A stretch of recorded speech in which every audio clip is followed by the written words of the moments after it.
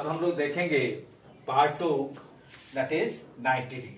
जो trimetric ratio हमारा था पहला 0 डिग्री का, वो हमने आपको पहले बता दिया। अब है हमारा 90 डिग्री यानी part 2।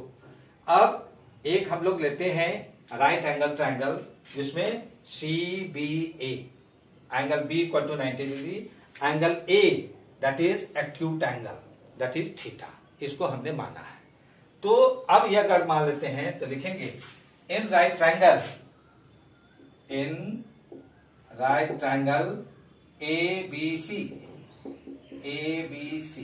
In right triangle ABC में जो इनिशियल कंडीशन है उसमें हमारा साइन थीटा का वैल्यू क्या होगा।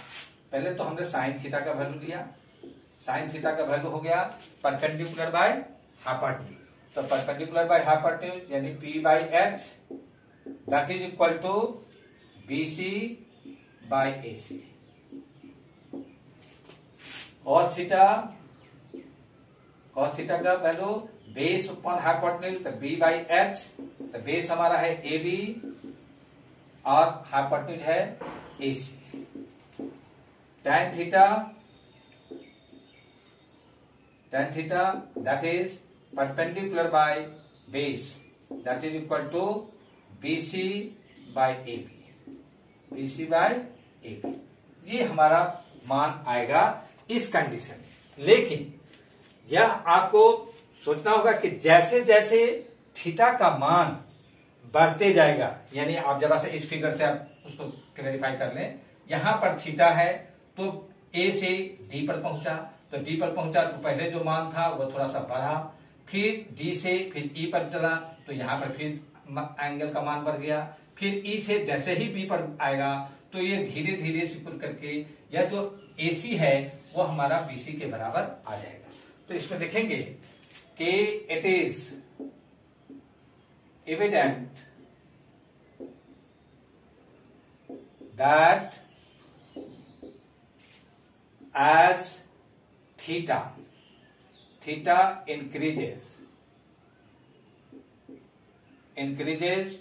to 90 degree, that is theta tends to 90 degree. In that case,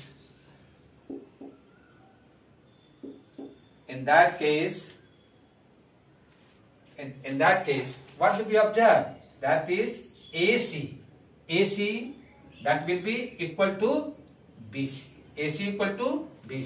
In that case, AC equal to BC because AB tends to 0. Because AB decreases to 0,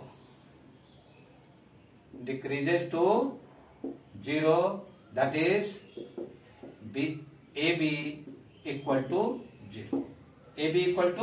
0। तो जब AB equal to 0 हो गया और तब क्या हो जाएगा, BC इक्वल टू किसके बराबर आ जाएगा, AC के बराबर, जो आपको हमने पहले इस फिगर से समझाया। और and AC equal to BC।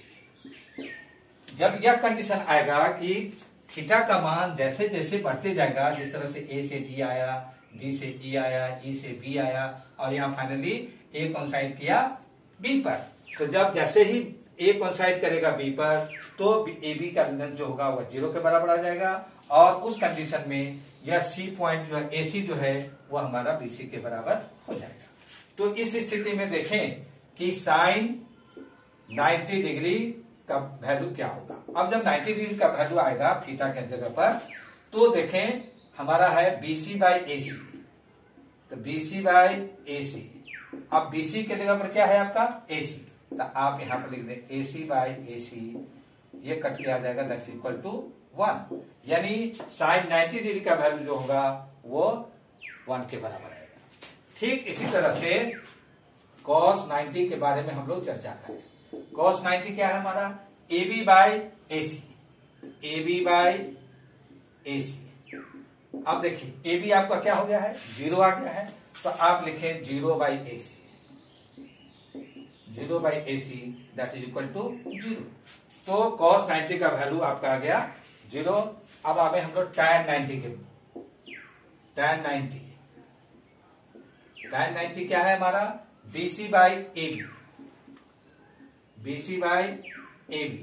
अब BC तो हमको अभी है मालूम है, और AB हमारा क्या है 0, तो anything by 0 that is equal to infinity, that is undefined.